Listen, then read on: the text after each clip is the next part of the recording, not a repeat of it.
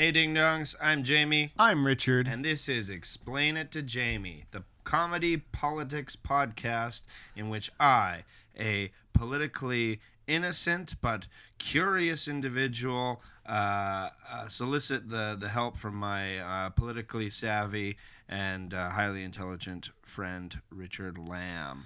Yay, me. Yahoo for I'm great. Richard. Effectively, we here at Explain to Jamie, we just we have some of the more complicated political happenings of the world explained to me in terms understandable to me as well as anyone else who wants to learn more. Yeah, the world's a hella complicated place, and we're always inundated with bits of information, but those bits can actually be super unhelpful or actually actively lead you astray if you don't have a big collage made of bits to add them to see a large picture of bits. That's right. That's actually... I went to metaphor school. That's actually what the universe is, if you really think about it. Just a bunch of bits on more bits. Holy shit, you're so profound. I know. Let's smoke weed and watch The Matrix. Okay. Oh, it's like Neo. It's the word jujitsu. one scrambled up. Well, great. This week's topic, guys, I'm very excited. I'm excited for a number of reasons. All right. We are doing universal basic income. UBI.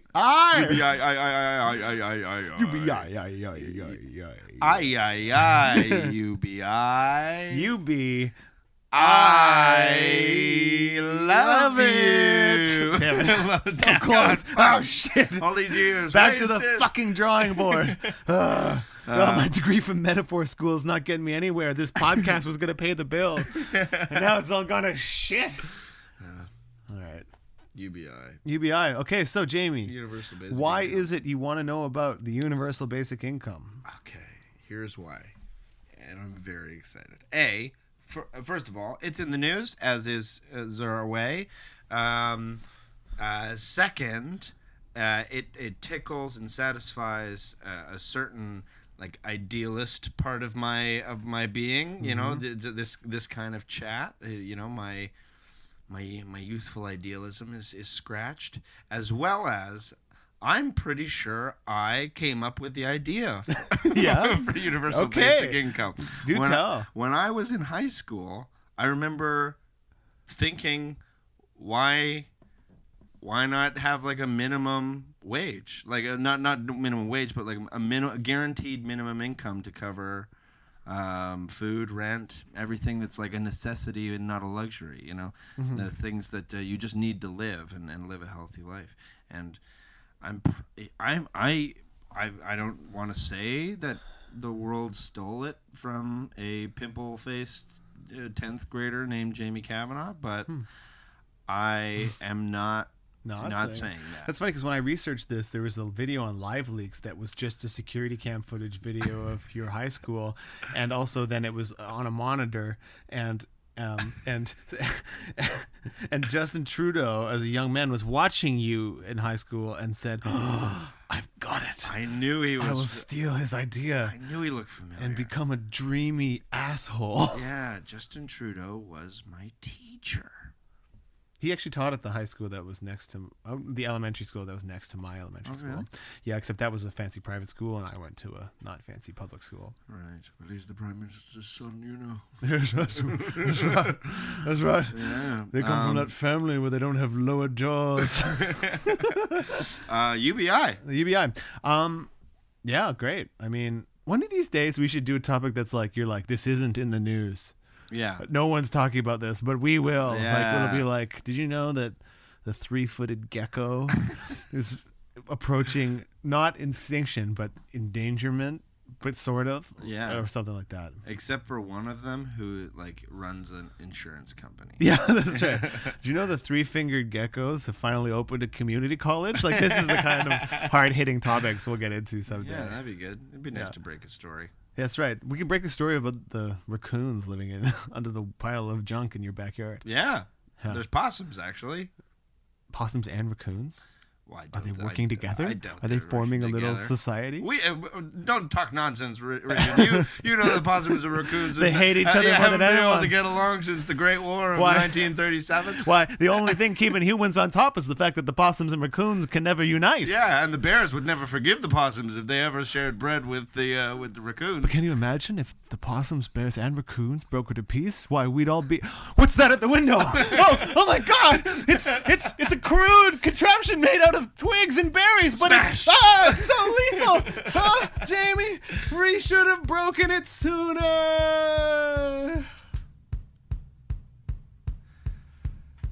All right, let's get The to end. the podcast.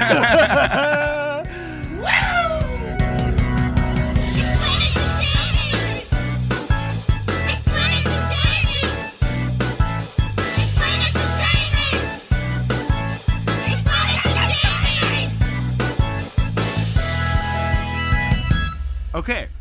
So, Jamie, what do you know about the universal basic income? Okay, well, what I know, Richard, is only what I myself invented in high school, and it is a system. It is a system that I'm sure was bastardized by the fucking bureaucrats of the world. But what I dreamed up was. It was inspired by hockey teams. You know, coming up, you find out, you're like, oh, we've learned about salary caps, minimum income for your rookie players, so on and so forth. I thought, why don't we have a salary cap, but for society? So I have like an extreme version of UBI of like you can make a minimum amount of money. And there's also a maximum amount of money Right. that people can make. It still will make you wealthy. Right. Like, you know, respect you can still be better than everybody else, just like less better than everyone else. Yeah. Also, my system includes a yearly event in which two people, well, let's call them tributes, Go are on. elected from each province and territory. Yep. And they are made to fight Right. in a digital rendering of reality. Okay. Video camera for the whole country to watch. Right. And the winner or loser Right. is then welcomed into the celebritydom and is celebrated as like a hero. And they're also being used as batteries, And they're also right? being We're used getting as power batteries. from them. I mean, that's long game. Yeah. Yeah, And then that's also like- we send them back in time to kill the mother of a popular political opponent, right? That's Yeah. right. That's right. Yeah. Oh, and if they have time, also to keep, to make sure that their parents fall in love. Great. Yeah, yeah. Okay. Well, great episode. How close am I? You're not that far off. Right. Except for the Hunger Games. Except for the part that's the Hunger Games. The part that's the Hunger Games is the popular young adult novel and film series, The Hunger Games. The Hunger Games. But the other stuff was similar to the general concept. I mean, the universal basic income is an interesting issue because it is a super simple idea. So we won't have too much trouble talking about what this one is. Yeah.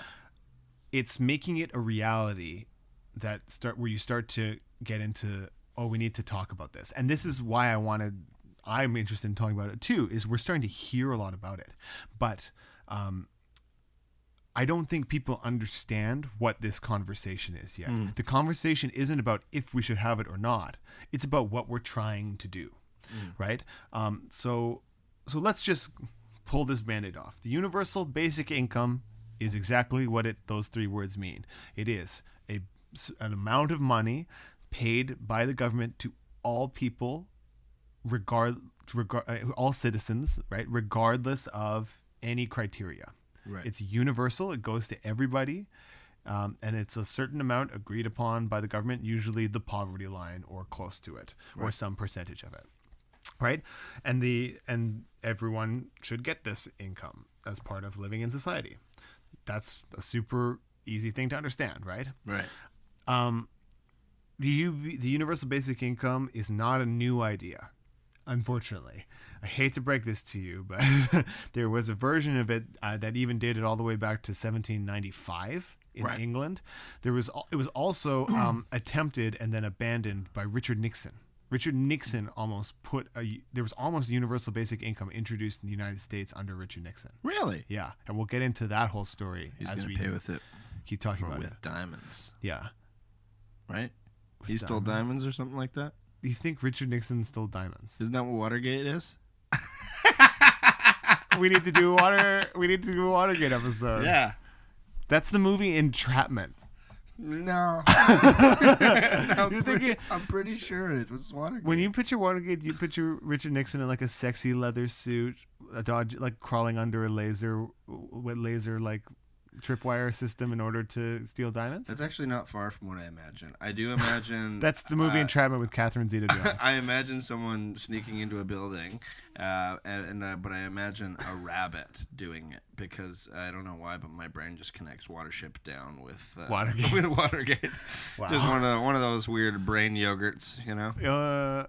Yeah, brain yoga. I was hoping we wouldn't just. You're hoping I wasn't gonna zoom really hard in Yeah, on I that was like, weird thing you said. Yeah, maybe no one will. Yeah, everyone will be like, yeah, that makes sense. No, Brain yogurt. You know, no, Watergate, like swirling two ideas together. super different thing. Watergate, super different thing. I'm just defending yogurt. I know, I get it. I'm trying to gracefully move on. Right. Anyway, we'll explain Watergate to you on a different episode of this podcast. When Richard Nixon tried to implement it. Yeah, so Richard. It goes all the way back to Richard Nixon, and this is what is an interesting thing about the UBI is the UBI itself is neither progressive or conservative. It's kind of the concept of paying everybody money is sort of a neutral concept, and it's the environment that it exists in and how it comes into being that determine how it affects everybody. It's possible, and there's a super real danger, especially in Ontario, where they are trialing a UBI this year. In Canada, they're trying it in 2 places. They're also trying it in Prince Edward Island, and there's a limited trial in Ontario. It's being tried in Finland right now. I believe it's also being tried in Switzerland. Like, there's a number of trials of it because people are starting to really advance it forward as an idea.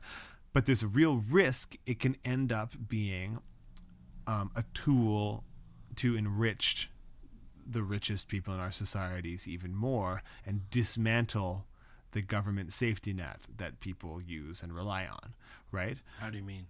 Well, okay, let's get into it. So if you have to pay everybody $10,000 a year, say this is an arbitrary figure I got from the Ontario study, that's what they're going to try. Right.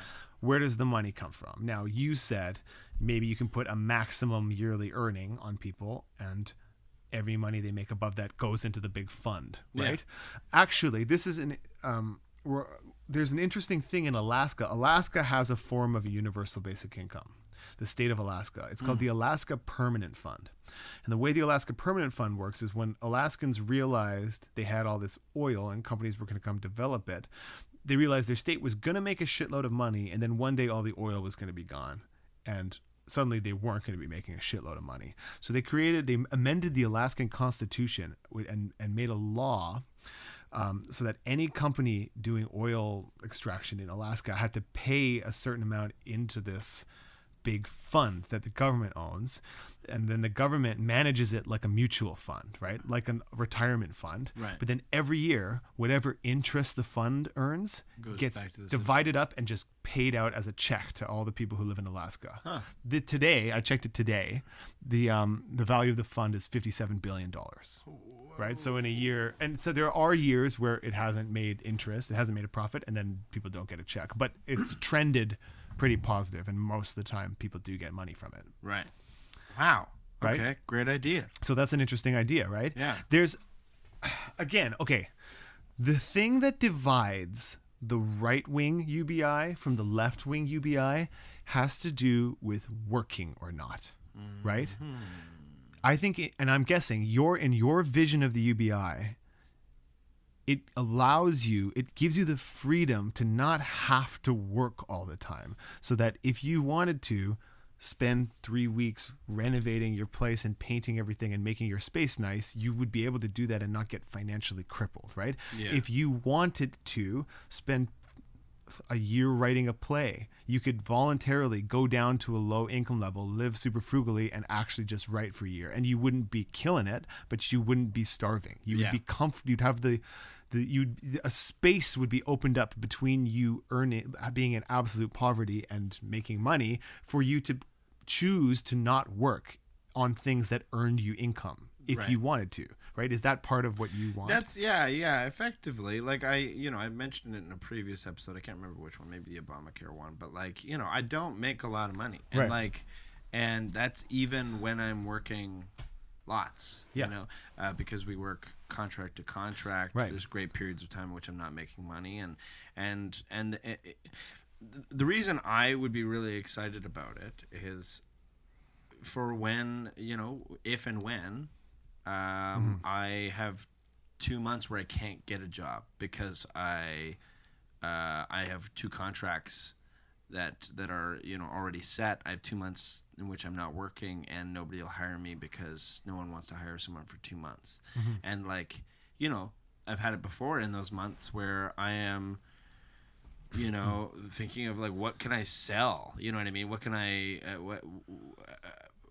what do I have to be buying at the grocery store? Not just to like eat like well, but like eat, you know, and like pay my rent and get everything done. And yeah, I mean, I find I'm a much more productive person when I'm getting paid. Right. And so when I'm not getting paid, my productivity goes down and I make less money even then because I try not to waste any precious money oxygen. You know what I mean? So yeah, I'd like to avoid those moments. So like just knowing that at the very end of the day, no matter what happens, I won't be kicked out on the street starving. Well, and that's because your talent, your passion, and your drive is for acting. You're better at acting than you are at being like a banker, right? Like, and you've known that about yourself. I mean, remember we talked about this once. You've known that about yourself for a long time. You were like, acting is the thing that I am the best at by far. There's nothing I'm as good at in society as being an actor and being a performer. Yeah. And so that's the path that you've gone into, but it just happens in our society to be like a sporadically employed, it's a contract position. It's hard to get full-time work as it. There's no stability. That's the reality of it. But like, you should be able to pursue that job because people like your work. People like actors. They like having people like you created a web series on your own dime and on your own time. Like if you were making UBI, you could do that without having to sacrifice. Right. Like you wouldn't feel like you were losing out on all of this possible earning time, right? That's right. Anyway, so this idea that you could have more time to live your life and do your stuff and make the choices you want to have work that fulfills you and the UBI gives you space and ease and a bit of leisure time to do that.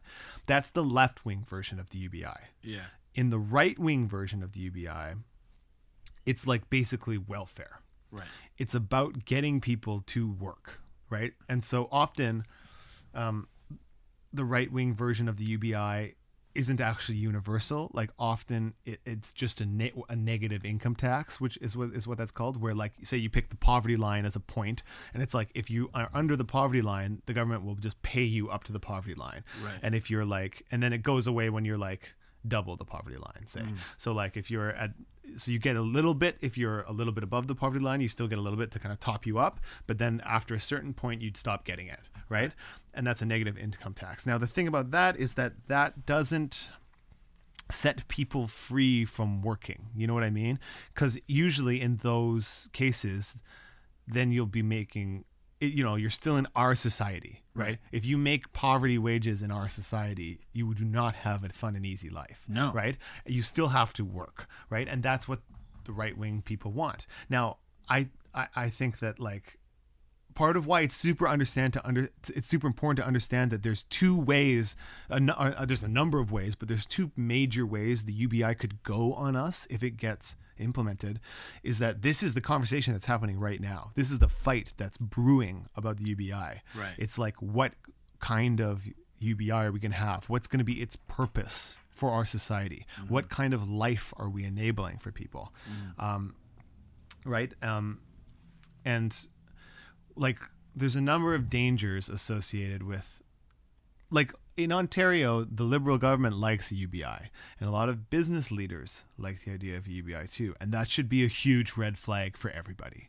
Huh. The business community is excited about the idea of a UBI because there's a Why? version of the UBI where the like basically if everyone starts making $10,000 a year, businesses could find a way to cut everyone's wages by an equivalent amount. So if you don't protect people's wages, if we don't get like a $15 minimum wage and a UBI, suddenly it's like businesses are basically just going to ship $10,000 of everyone's wages onto the government and then lower all their costs, which means they're going to offer, like literally they could change nothing at all and be making that much more profit, $10,000 off everyone's wages in profit, right? And the government's just subsidizing everyone's wages. That's a danger scenario, right? Like that's a bad scenario. So we need to make sure shit like that does not happen. Now, Sneaky complications. Right. So one of the ways we make sure this doesn't happen is a strong labor movement, right? To make sure that at the same time as we have a UBI, we also have a $15 minimum wage. You know, we also have protections and a healthy climate for workers and people who are advocating for that. But then the other thing is that like we have to also kind of attack the idea that you have to work. Right. That you have to be working for a wage, right? Let's it's happening, guys. It's finally happening. So Karl Marx has this Yeah. Enter Karl Marx. well, there's this thing we've been kind of dancing around this idea, but there's Marx has this idea. This is one of the fundamental ideas of Marx's philosophy was labor, what you do, the work you do with your hands and your body, the thing you spend your time on is like the fundamental like essence of humanity. It's like the stuff that you create. Like let's say in a totally blank slate world, it's like you in a forest, right? It's like if the way that you grab branches and make shelter and make a fire and make a little space for yourself, that's like a deeply essentially human thing to do. And then once you have that space for yourself, you know, if you make instruments, you make songs, you make art, you know, like once you have your needs set out, right? But like creating stuff, working is a human activity. It's part of what makes us ourselves. And there is like a spiritual fulfillment in working on stuff and getting to enjoy the stuff you work on, right? Marx says in a situation where you're working for a wage, you're doing the work, but then the like stuff is all going somewhere else and you're being paid a wage, right? And there's a fundamental alienation of your own humanity when you start working for a wage because you're spending all of this labor and all this time doing all of these tasks that ultimately the enjoying it part of it goes to somebody else. Right. You don't get to enjoy it. Right. It's also worth saying that like capitalism is based on exploiting people. And it works like this. You're getting paid a wage to do work. Right. And then at some point, the owner of the company is making a profit off that. Right. So by definition, the work that you're doing is worth worth less. more than the wage you're getting paid. Right. Because there has to be extra left over from your wage Yeah. to pay somebody at the top of the ladder. That's right. Right? They just have the system in place to sell it for more. Exactly. Right. Right. And that's our society's contract. That's an arbitrary idea that the person who sets it up gets to take the labor at the end. There's no particular reason that's in place. There's no, it's not like that idea does not fulfill itself. That's a contract we all agreed to. And so now I'm getting the connection to Karl Marx, who believes that workers should have ownership in the workplace that they work. Right. That's right. Yeah, It's that you should own the means of production. Right. That if you work in the factory, but you also own the factory, right? This then is like a big puzzle piece moment for me. Yeah. It's like things that people have said to me over the last 4 years finally make suddenly sense. you'll care about your work again if you own the factory. Now, of course, the Karl Marx idea is that everything is owned by everybody, right? Everything is completely collectivized, and then there's no You know, Right. that's another future episode. We can do a whole future episode on this. We'll get Anthony and Thomas on. I'm sure they'd be so stoked. Yeah, But that'd be good. The communism episode, get guys. them on for the communism episode. But anyway, let's flip it back. So all this to say, boom, we arrive back at the UBI. Yeah. Like, the left-wing version of the UBI wants to free people from having to work for a wage if they don't want to. It wants to, and here's an audacious thing I'm about to say that's not part of our conversation in Canada yet, our public conversation, our mainstream conversation. It needs to be. It wants to give the life that's enjoyed by rich people to everybody. Right. If you have a rich family, you can afford to have leisure time. Right? You can afford to pursue opportunities that aren't immediately profitable for your own long-term satisfaction and benefit. I was going to say, when you, without it, as we live now, I feel this incredible, sometimes I'm like, I got this idea for a play, like not necessarily to write. Even I'll read a play and I'll go, oh man, I want to produce this play. I got to make this thing happen. But then, one of a very consistent hurdle for me in that place is like, okay, but what if I take all this time off and I lose all this money, and I probably put some of my own money into the project, and I lose all this time and money, and then what if it fails? Yeah. And now not only do I not have the thing that I was hoping this cool thing to make, but also I lost money, lost time. Yeah. And and as we know, without the possibility of failure, it's really unlikely that you're gonna make any huge success, because then you start picking plays. I'm just using plays because that's the industry I know. Then you start picking plays that are safer, or that right. I know this play will succeed because it succeeded in the past, or right. I won't make as dangerous decisions on it to try and push an envelope in my or your industry, whatever it is, because I don't want to fail and waste my time, because that means I'm eating black beans every day, 3 times a day again. You know what I mean?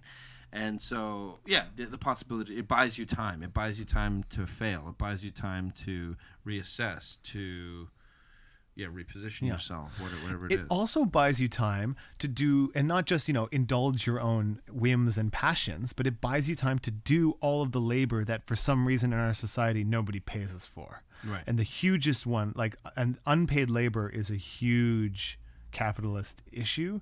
The biggest one is raising a child. Right. Right? Why does nobody pay you to raise a child? Yeah. That's a super important job. Yeah. A lot of people are doing. You know what I mean? And have to do. Yeah, and have to do. We have to keep doing. Not just the people that are in it already, but humanity itself has to keep making more children. Or caring for a sick family member, someone who needs help, right? Like if you have a situation where you have to care for a friend or a family member who needs extra medical attention, the knowledge that you can take time off of your employment and you will be okay is important, right? Like super important. Yeah. Right? And these are all examples of things this is what I mean, where it's like we have to think about how the UBI is going to affect our world. And I think that many people, this is their hope. This is what, a lot of left-wing people, center and left-wing people especially, this is the kind of thing they're thinking of, right? But there's a real risk we're going to end up with a welfare program at best. Or at worst, we're going to end up subsidizing all these companies' profits. Right. And not getting anything out of it. Right? So we have to be careful in how we move forward, right? That's a super important thing about the UBI. Right. It's treacherous. Yeah. Let me hit a couple of the arguments against UBI. Yeah. I think one of them, is the first one that strikes me is people stop working. Right. That's people always bring that up. I just off the top of my head, I'm like, what's my incentive to go back to work? Right. But I don't know. I'm sure you have more better facts and figures to prove the otherwise. But I don't know. Greed still works, in the model that I'm imagining. I still want stuff. I still want to have I don't want to be scraping the bottom of the barrel. I'd rather not, I'd rather have a nice house and nice things. And, So here, let me tell you an interesting story. yes. In 1968, when Richard Nixon was trialing the idea of a UBI, which was for him one of the major policy things that he was pursuing. Right. they did- Unbeknownst to anyone else, he was also secretly planning his bunny diamond heist. That's right. That's right. But in his spare time, Yeah. they did a huge trial run of the UBI in 1968 in America. Wow. And they gave like $1,600 a month, I think. Or is it total? It might have been total in 1968. $1,600 to a bunch of people to live their lives. And then they were looking to see if people wouldn't work and if people would be lazy and all of this stuff. They found not at all. Right. It wasn't measurable. Right. The amount of people who stopped working, the amount of stuff like that. Certainly people like were able to not work for some periods and stuff like that, but then they would enter back into the workforce. They would cycle a little more, Right. but that didn't happen. All those fears didn't happen. But the reason America doesn't have a UBI today is because Nixon had an advisor who was a big like Ayn Rand fan, and he created this report on this UBI that had been trialed in 1795 in England. Now, here's just a bit of context. In 1795 in England, the specter of the French Revolution was looming super large, right? Like in the early 19th century. So like there's lots of political discontent among the lower classes in England. There's also food shortages. Like once Napoleon sort of starts fighting and stuff, you can't get food from the continent anymore. And there had been like bad harvests in England, so they couldn't import food. And anyway, it was like, so there was a food shortage. Work was drying up. One day more was top of the track. That's right. That's right. That's right. Everyone was sick of hearing it at the 19th century mall or whatever. Yeah. Do you hear the people sing? Oh, Yeah. I love that song. Anyway, so Britain tried a version of the UBI where for poor people they just gave them flat sums of money to try to help them live their lives. It was fixed to the price of bread, Right. and they tried to get them to do all kinds of work and stuff, and to help them do that. And anyway, then there was a report a few years later that said this had been a disaster. It said that the people got lazy. They were fucking all the time and making tons of weird poor babies that were draining all kinds of resources. This is all part of it. This is all real. From 1749. The early 17. early Right, 1800s. right. Yeah. The report was authored, some years after. Right. Yeah, so they said they were like they were reproducing too fast because they had too much time on their hands. It said that there was drinking and crime and all these things from all these people who weren't working, and all those fears, right? And this was considered one of the first like scientific studies of a government policy that had ever been done in history, Right. like in the early 19th century. Yeah. And so this program, the UBI program, was completely canceled, and instead they invented this thing called the workhouse, which was like the residential school except for poor people in Britain. It was like a traumatizing, deeply humiliating, violent thing that poor people went to if you were bankrupt, essentially, right? Right. Like it's made famous by Dickens, right? He wrote books about people in the workhouse, Yeah, right? just about every one of his books. Has Yeah. Wasn't his family in the workhouse? I think so, actually. Don't quote me on that, but I think that's why is he grew up very, very poor, and so like he. What a loser! What a Am I loser. wrong? Yeah. No. So yeah, the workhouses and all that. Anyway, so this famous report was about how the UBI made all these poor people lazy and crime ridden and immoral. So Nixon's advisor gives him a copy of this, basically writes a whole report that summarizes this report and says, this is what's going to happen if you get the UBI. And Nixon started using this logic. He said, and he had been talking about how the UBI was about people having a dignified life. But then he started saying it's about getting people to work and improving their character and stuff like that, right? And this idea of the UBI entered the right forever. And the idea of the poor people as lazy and needing work to give them purpose, wage work, Right. this is where it comes from. Right. It turns out, by the way, this 19th century report was total bullshit. 19th century, 18th century. 19th. 19th century. Yeah, this 19th century report was total bullshit. They had written 90% of it before they even went out and talked to anybody. They didn't talk to barely any of the actual people who got the UBI. They talked instead to like the clergy who thought the poor people were all shitty and immoral anyway. Yeah, but they've always thought that. Exactly. Like, And so anyway, all of the scientific methodology of this study was complete ass. It was That's hard to totally believe. nothing. God, that's hard to believe coming from a century that used to treat frigidity with doctor sex. Yeah. You know, Yeah. like oh, weird Yeah. that society didn't have it all worked out with Yeah. like morality and reporting shit. Keep putting leeches on his eyes, but he's still blind. Well, get better some have more. sex with him. Yeah, poke a vibrator in his butt. Yeah, That's the whatever you newest do, thing. don't give him more money. Yeah. Anyway, so it's so ironic that they listened to this 19th century scare report when they had their own report that was super scientific and rigorous that said, no, nobody, like people still worked.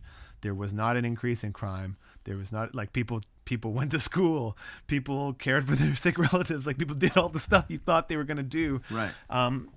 In the end, it was Nixon's UBI was defeated partially because the Democrats didn't think it gave people enough money, and partially because there was resistance on the Republican side with this notion of the lazy poor. And this notion of the lazy poor still exists today. Anyway, I finally come around to your question. The evidence says that people won't do that. The evidence says, like your kind of suspicion, sure, just because you make, again, it's not that much money, right? It's not that much money for one person to make. It's not going to give you a super great life. You will probably still have to earn extra money somehow, but you do have the choice to not. Right. You have a cushion. Yeah, To not. you're not going to be thrown out tomorrow if you No. lose your job today. No, you know, that's like correct. Yeah, Yeah. just some security. You know that, like, if something happens, and things happen always to everyone, you know, Yeah. that you'll be fine. That you know your country is not going to chew you up and spit you out. Yeah. You know? That's what I feel. Yeah. I mean. The other big question is, how are we going to pay for it? Right. Now, you said maximum wage. I think the maximum wage is a dope idea. Yeah, but baby. it's politically super unpopular because most politicians have strong ties to very wealthy people who sure. don't want them to have a maximum wage. Certainly, I guess you know. Even if here's a question for you, if even if you, and this is what I sort of think. Well, I don't know. Who cares? But like, you know, I was. If you somehow got through all of it and you're like, we did it, we implemented it. Here's a minimum wage and a maximum wage. Set the number at whatever you think is fair. And I guess the fear is like, why would then all of those rich people stay? Right. You know, like could they not go to just go somewhere else? I guess, but like think of other states that have like way more taxation, like, you know, like the European states, like, you know, Finland and those places. There still are rich people there. Right. You know, maybe the people who really want to make that extra money will go to America, but like what would it take to make you move to America? You know what I mean? Like to give up being a Canadian. You know, there's still people who live here, they have lives here, they have those, like people don't readily give those things up. Right. I don't think. But maybe they'll all leave. I don't know. Who knows? I don't know. That's Well, why here's a flip side. I read this great article in Jacobin that it said the rich already have a UBI, and it used all this, and it basically laid out that for the top 10% of earners, or is it 1%? It's either 1 or 10. I'm sorry, I don't remember. I'll double dip that on a future double dip episode, which are our rebrand for our clarification episodes. Yeah.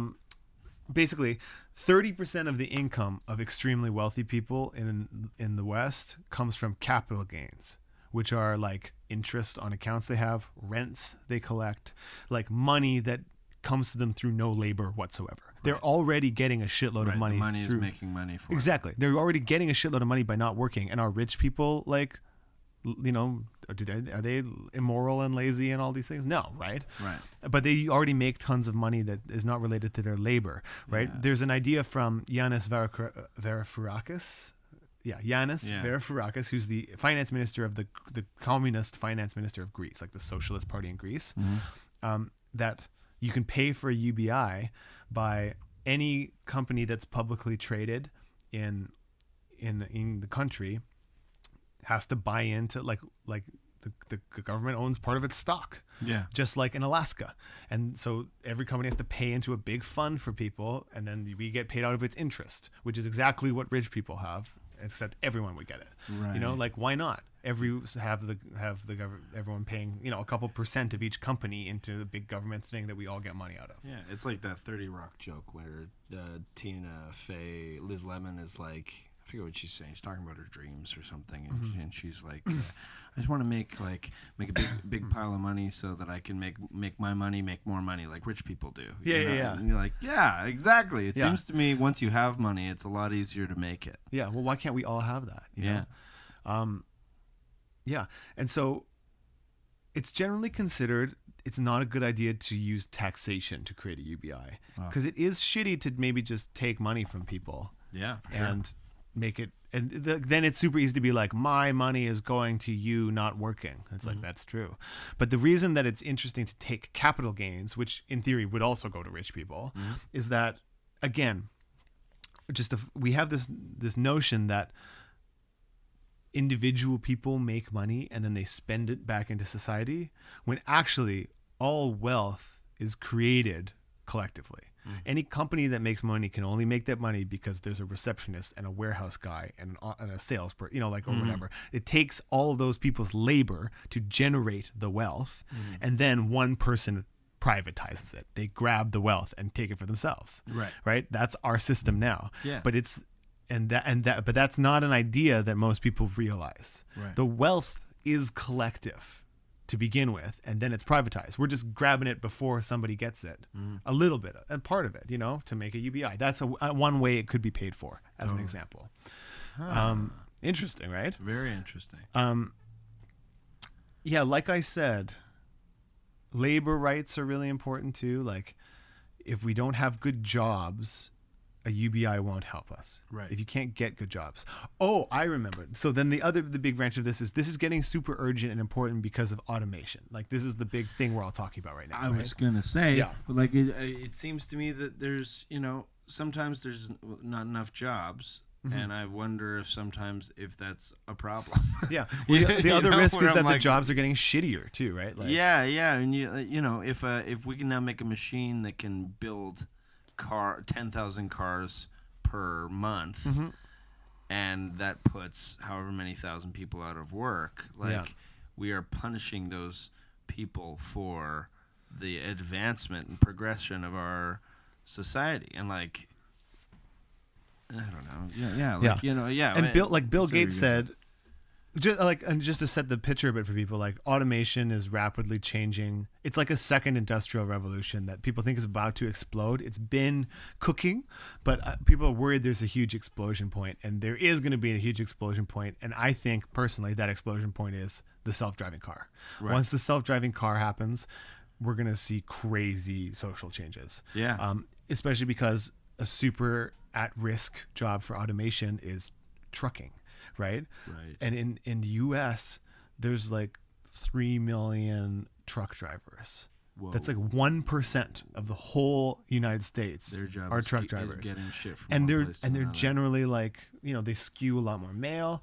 They're not super high income people. Yeah. And those people, if they all lose their jobs to automation, that's 1% of America, the 1% of America, the population of America, which is way larger than 1% of the workforce, right, it's gonna need a new job, and that's gonna be a huge social change in America, right? Well, it's gonna need a new job. Then, like, there's also the truck stop, check people. Yeah, you know, they lose their that's jobs. right. Robots All doing the, that. Like, truck stop strip joints. Yeah, are gonna go on. Truck stop diners will be full of robots. It's just gonna be robots everywhere, living our lives, taking our jobs.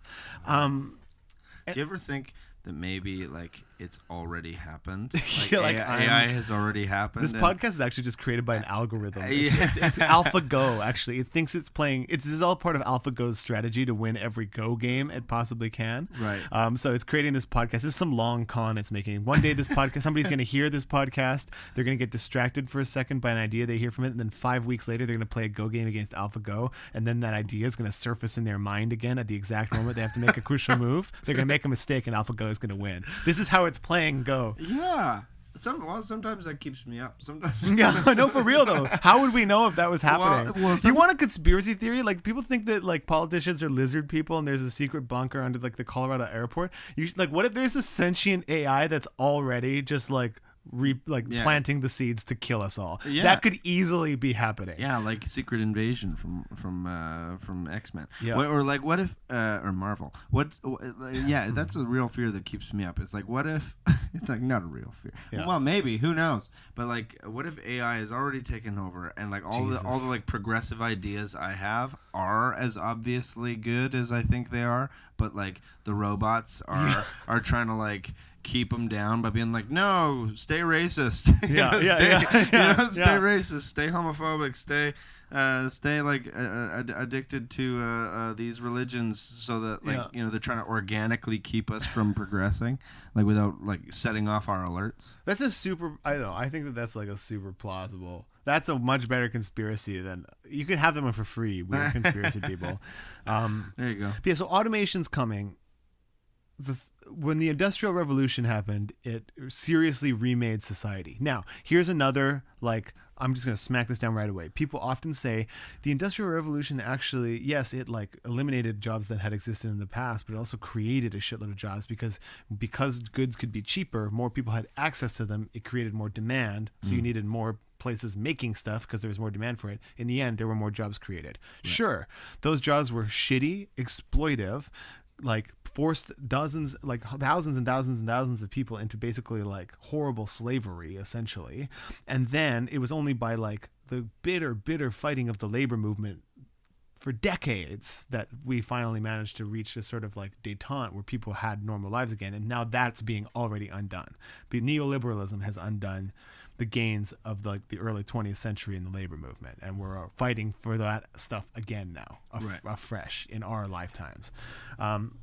Sure, maybe there are. So I read an article that was like, automation is not going to get rid of jobs. Like, sure, it's going to ruin some jobs, like trucking. It's like, don't be so coy about the trucking. The trucking's a really important one, but they just glossed over it because they don't have a good answer for it. Yeah. But they were also like, there's evidence that a lot of tech sectors, haven't reached the peak of their demand yet. And it's like, so we're all going to be Uber drivers? Yeah. Then the self-driving cars are going to fuck us. What are we all going to, like, what are we going to do? Like, that's not a life, right. Like that, like you don't make a shitload of money as an Uber driver. Maybe you'll have a job. Right. And if there's a self-driving car, you will not have a job. But like, again, it's like, what kind of society is this? Like, sure, all these people who used to work on farms in the 19th century started working in like textile mills, but they were working like 14 hours a day and getting diseases and not making any money. Yeah. Like, that's not a life. That's not a society. We need to do better than that. Yeah. Well, and there again, like, if you're in an industry that suddenly is automated by some sort of technical advancement, if you had the UBI, you could have the financial security to know that your house isn't going to disappear, but also you could then go to one of our handy dandy free universities that exist in this beautiful fantasy world, and get yourself a new career path and new interest. And I think like this is jumping back. You could train with a UBI and it wouldn't kill you. You wouldn't have to work, like you could train and you wouldn't have to work a job. Yeah. You could nobody would have to work a job. Go learn a skill like it's your job. Yeah. Yeah. And then you can apply that skill. Like automation also really disproportionately affect vulnerable people. The kind of people who need to fall back on a job at McDonald's or a job at grocery store cashier or, driving a truck or something. Like those people are more at risk, right? If they lose those jobs, they don't have the same resources that like a wealthy person working at like a newspaper might have. You know what I mean? Like that's part of why this is urgent as well. Like people are about to be in crisis. Yeah. Actually, even in like, this is another example in our own industry, but like, in this sort of jumping back sort of to an old point. But when I was in London, not this last time, but the time before, a teacher at one of the schools I was teaching at was talking to me and saying like, he's noticed one of the big changes in the last like 20 years in the acting world in London is that the kids going through acting school are coming from wealthier families. I've heard this too, yeah. And that because it used to be a poor person's job. Right. You know, like you're never gonna make it, kids. So you might as well be an actor. Yeah, you know? right. And but now the only people that can actually afford to take the risk are people from like middle income and middle upper income Right. families. So like if we're sending our kid to school and we can only afford to do it once, Mm-hmm. there's no way my kid is going to acting school. My kid's going to go to fucking engineering or something like that. And it's sort of the mentality but actors themselves are coming from wealthier and wealthier families. Yeah.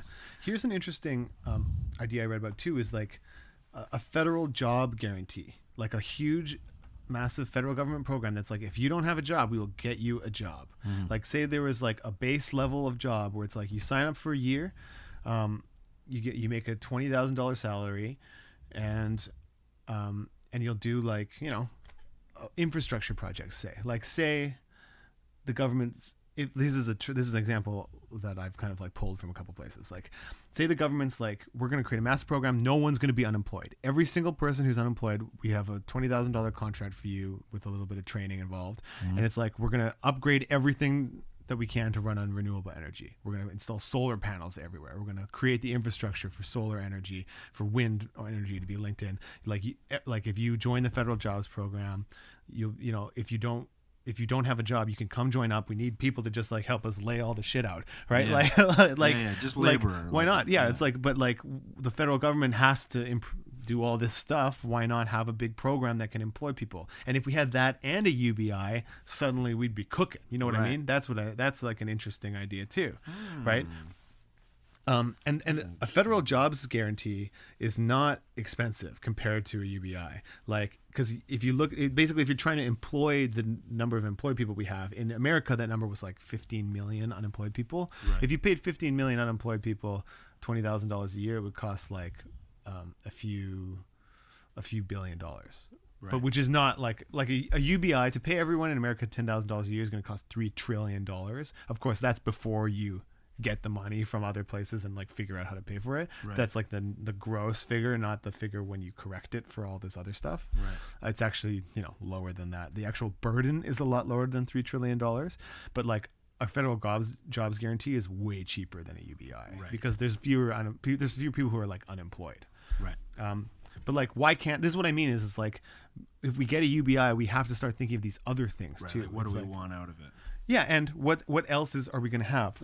What kind of lives are we going to have? Like, I think it would be sick if there was a world where I could be like, you know what, if I'm getting my UBI of $10,000 a year, but I just, I don't want to be an actor. I can sign up for the federal jobs program for like a year or 6 months, or I don't know, and do a bunch of projects and make a stable amount of money and just kind of have stability for a bit, and then get back on to the UBI and make art projects for possibly no money if I need to. Yeah. Like that's a world that people envision for themselves. And flipping all the way back around to Marx, that's a world where people are happier. People became happier in the Richard Nixon UBI trial because people were doing the stuff that they wanted to be doing. They could do the labor that wasn't like, we say like soul crushing jobs. A soul crushing job is an alienated job. It's a job where you're not getting anything from your labor. Your labor, it's like in Marx envisions almost like a cycle. It's like you put your labor out and it comes back to you. And this is like this is humanity, right? But in wage labor, you throw it out and it just goes away. Right, just disappears. Right? Yeah. And you get less money than it's worth back in return. And fundamentally there's something draining about that. And we have all of these, metaphors about how shitty work is in our society, right? Nobody likes drudgery. Nobody likes exertion and toil and stuff, but there's a difference between something when you're like, oh yeah, I know this is gonna be hard and shitty, but I'm gonna do it because I'm choosing to do it, versus like, oh, I have to work this job, it's killing me, I'm like, that's unhealthy for people and it's bad for society, and that's the kind of world we can fight for, but we're at risk to not get it. That's kind of like the moral of the story today. Right. Wow. Oh, yeah. This is so much nicer to talk about than ISIS. Yeah. What do you mean? What do you mean? I had an awesome time researching ISIS. I've never been happier. It's great. Yeah. I learned a lot. I learned a lot this, about like really grabs me right in the old ideal. I know. I like idealism muscle, and just gives me a sweet little massage. We you know what I mean? people have been fucking shitting on idealism for our whole lives, I think, but Yeah. we need to get idealistic again because the people who are fighting against us certainly understand what they want. Yeah. I think we need to be unafraid to have a sort of romantic notion of what society can be and to fight for that. Now, sure, we live in the real world. You know, maybe we'll never get the image in our heads, but No, but I always, I always like to think of things. Sorry to interrupt. I always like to think of it as like a big boat, right? Like our country and our world. Our country is a boat, and our world is a boat, and we're driving this boat into the uncertain future, and like people get frustrated because they can't just make the boat be where they want it to be. But like it's not about that. It's about nudging the steering wheel, and like that's idealism versus realism. Of the ideal is I know that where I want to go is over there, right. and it's folly and naive for me to think like we can make that jump right away. Yeah. But the ideal is showing us where we would like to go, and so my job is to nudge the steering wheel ever so slightly, as much as I can, to sort of head in that ideal. Well, and as artists, our whole lives are full of stories of friends and colleagues of ours who had a crazy notion and saw it through. Yeah. And that notion became something magical and meaningful for many people. Something that did not seem to have inherent worth or success when you thought of it. Something that might have seemed a little nuts, a little crazy. But you know what? Like, I don't know. We've seen that kind of thing can be done. Yeah. It can be done if we commit to it. And I wonder sometimes of like all this. I know a lot of super talented people in our field that have quit and fallen by the wayside, and it's always, I think, like if you make the decision to leave, it's always a good decision. Like if you don't want to do it anymore, you should feel happy, and nobody should A, judge you, or B, feel sorry for you, because I think it's like, no, that's just the way it goes. But I wonder, I'm like, there's some people who have left, and I felt like, no, not you, Yeah. You're the, They have so much to offer. You have so much to offer. I've been following your example, I know. And like, not that if we had UBI, they'd all still be here, because I think falling off is a natural progression in the industry. But I know people who have left because it's just too hard, or like they're like, what about kids? If I have a kid, Yeah. like, am I, and I have a month where I can't feed myself, like that's not responsible. I'm not gonna have a kid then, And if people in our society knew how much brilliant, wonderful, magical stuff they had missed out on because that had happened, Yeah. like I bet people would want this idea even more. You know what I mean? Like the art we could have had, the paintings you could have seen, the music you could have heard, the fucking plays you could have seen if these people had had the economic arrangements in place to be able to focus on it and not be always pulled down. Yeah, I mean, we come at it from that angle as artists, but this is true for anybody. This is true for people with families. It's true for people with startups. Even like I would say. Well, as we were saying, poverty is it's a bit of a trap. It is. We live in a society that is skewed in favor of those who make more money. Yeah. If you make more money, you are in a better spot. Respective to how much money you make. You know what I mean? And that shit's getting out of control. Like the amount of money that people at the top are making is getting crazier and crazier and crazier all the time. Since the 1980s, it is snowballed out of control. Right? Like we need to be unafraid of the fact that we are redistributing wealth. We need to be unashamed of that fact. Yeah. Like why should you have more money than you can spend in an entire lifetime? Yeah. While the country that allows the conditions for you to make that money, is full of people who are struggling to just pay and get by. You will still have plenty. You will still have plenty. Yeah. You will still have more than enough. Yeah. But we're taking some of it. I think that's an idea we just need to not be slightly afraid to touch anymore. Yeah. Well, we have a friend called Julian Fade in Edmonton. He's a real smart guy, improv fella we used to do improv with. And he used to say, when you rehearse a show, when you're rehearsing a new formatted show, an improv show he's talking about specifically, is like what you're actually you know, what you're actually improving is your worst show. Right. You know, Right. because every improv show is different. They vary in quality, you know, and the more you practice, more regularly you practice a specific format, the more regularly you perform a specific format, the better your worst show gets. Right. And like that should be the measure. And so like your best show, yes, your best show is getting better. But the baseline is that worst show. And I think the same of this income thing of if maybe a maximum income maximum income wouldn't work for whatever reasons, but I just think of if as long as we keep it like you keep it moving as a unit, so like as we make more money and progress and the poor people are allowed to, you know, maybe that UBI goes up, you know, up and up and up, and eventually we can aim at that sweet like $70,000 a year UBI that, like, you know, whatever happiness doesn't improve after however much. Anyway, I just think move them up together. Move the maximum income up with. It's worth saying. We'll get into this in our full communism episode, but like the Marxist saying about what the end of communism, the final product of communism was, from each according to their ability, to each according to their need. You know, like you give what you can and you take what you need. Like, right. Yeah. Right. I mean, like I feel like I'm not afraid of that idea. I think that's a nice ideal. Obviously, it can be interpreted in a lot of different ways, but I think that that's a fine point to aim at. There's one other thing I want to mention before we kind of wrap up here. I think we're nearing the wrap up point, but there's the importance of the universality of the universal basic income has a lot of different points of contention, but there's one main one that I want to make. Some people say, why would you spend all this money on a program that goes to everybody if a lot of the people you're paying don't actually need it? Right.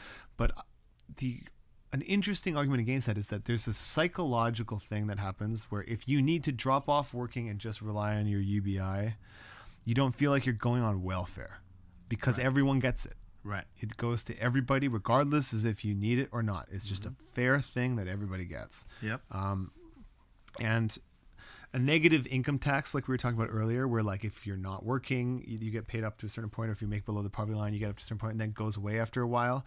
Like that's basically just welfare. That's like if you're doing shitty, you get money, right? To make it so that you don't die or whatever, which is, you know, it's better than absolutely nothing, I suppose. But like welfare is there's a social stigma and humiliation that goes along with it. That is a big, and there's stigmatization about welfare and food stamps and assistance and things like this. Absolutely. If it goes to everybody, suddenly that psychological aspect of it isn't a part of it anymore. I know I have a buddy in Ottawa, and he's a stand-up comedian and an actor, and he was telling me about one time, he had to go on welfare, and I was like, because I'd always thought welfare is when you're really in trouble, right? And it's true. He was in trouble. He was in a very similar situation to the one I found myself in, you know, about a year ago now when I was having some financial troubles.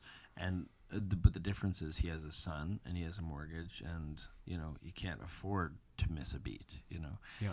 And so he goes into the welfare office, and he's nervous and scared and embarrassed, and he sort of goes to the agent he's talking to and sort of expresses these feelings. And the agent, he said, was very thoughtful and lovely and patient and kind, and said everybody that sits in that seat has these same embarrassments and these same feelings, and you just need to know that it's okay, and that's what this is for, right?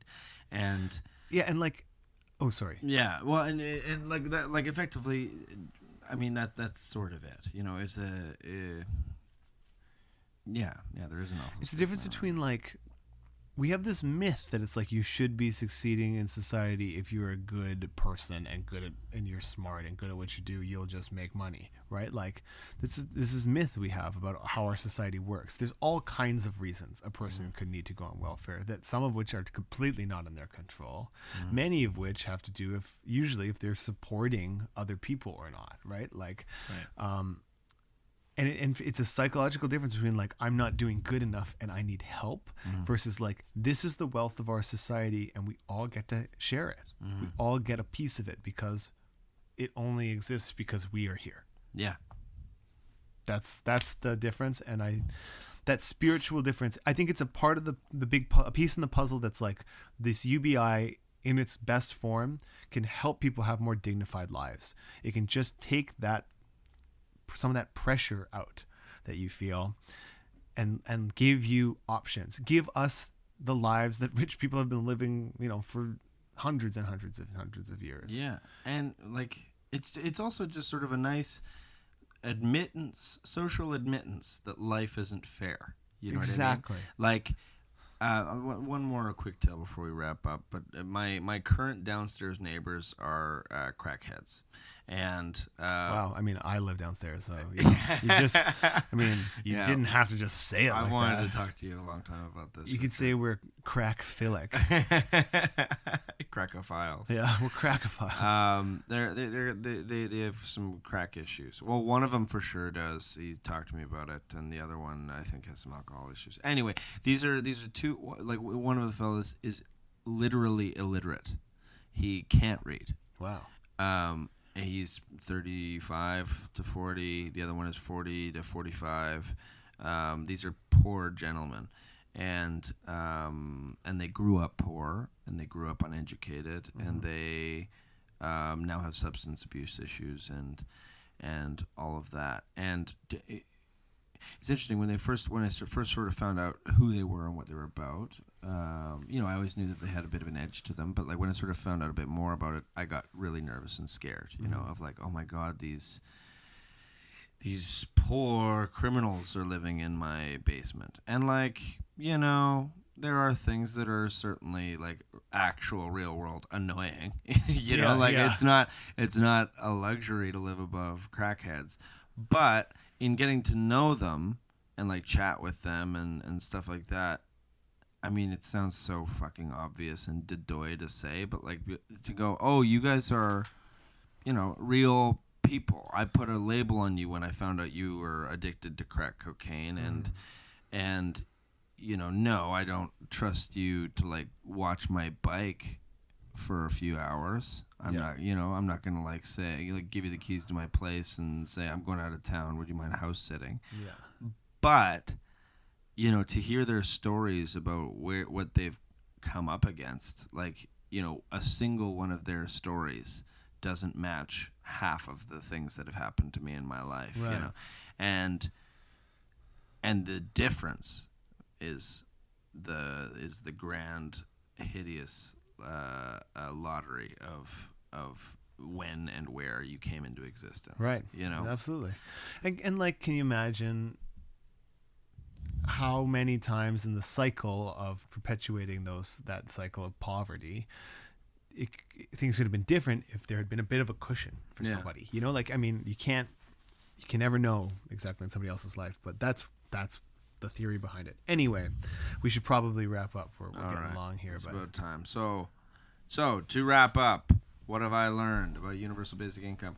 I learned High school Jamie was a genius. High school Jamie was pretty on his shit, guys. It's sort of a neutral issue. It's neither left or right. The idea, but the left and right have different end games with it. Yeah. The right being wanting it not to discourage people to work. They still want people to all to work, and maybe it's available to them with the caveat that they are working. The left seems to be pushing for you don't have to work, so it gives you the opportunity to take time off and sort yourself out. That's the side that I team up with. Obviously, you do as well. And Go left, baby. Yeah, and then there's all sorts of like. One of the pitfalls is that we also need to get our labor stuff sorted out at the same time as we are developing this UBI system. Yeah, it's like if you have UBI 'Cause- and bad jobs. Right, because yeah, Fuck. yeah, You're totally fucked. And also, like our, if you just introduce this UBI, then companies could use it to pull their wages back and have the government just pay people's wages. That's a big worry. which is what we don't want to happen. It's super likely that could happen in Ontario, so everyone needs to be on it. Right. Be on your shit. Yeah, I mean, Yeah, great, man. I mean, the most that's important sort thing of is most like, of it. again, it's an easy idea. What's important is being primed on what the conversation is and what the options are, because you're going to be seeing more of this. Right. It's going to be in the news for everybody. Like, again, Finland's trying it. Finland's version is tied to work, which is really unfortunate and kind of a disappointment in that system. But they have their own stuff that they're figuring out and their own political situation. It's being trialed in Prince Edward Island and in Ontario. In Canada, it's going to be a big concept that we look at going forward. So hopefully this primer arms you with the knowledge you need to, like, when you get that CBC article sent to you by some ranting person, you understand what all these things are about. You understand what we're getting into here.